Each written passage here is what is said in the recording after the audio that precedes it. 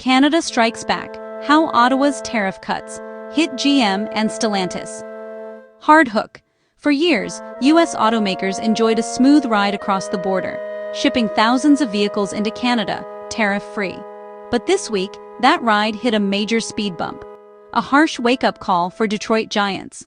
In a stunning policy shift, the Canadian government has decided to reduce tariff-free import quotas for General Motors, GM, and Stellantis, the parent company of Jeep, Chrysler, and Dodge. Ottawa's message is loud and clear. If you won't invest in Canada, you can't profit from it either.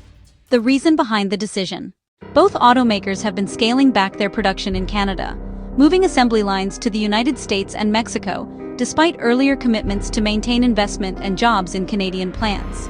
Stellantis recently announced the relocation of its Jeep Compass production from Brampton, Ontario, to the US. GM also halted production of its BrightDrop electric vans in Ontario, dealing a blow to local workers and the government's EV transition plans.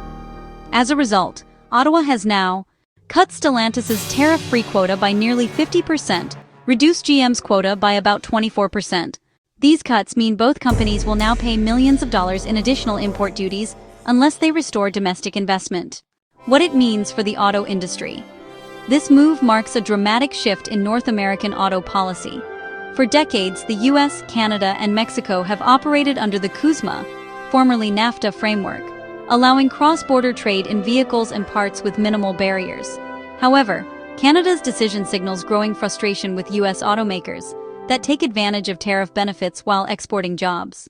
Economists say the move could push automakers to rethink production strategies, influence future EV manufacturing investment in Canada, trigger tensions between Ottawa and Washington, especially as both nations compete for green industry leadership. The EV factor. Ironically, this policy shift comes as both GM and Stellantis are racing to expand their electric vehicle portfolios, and Canada is positioning itself as a global EV battery hub. The government has offered billions in subsidies for EV plants by Volkswagen and Honda, but patience for companies that fail to deliver on promises is clearly running out. The bigger picture. This isn't just about tariffs. It's about economic sovereignty. Canada is telling the world's biggest automakers, our market is open, but only to those who invest in our people.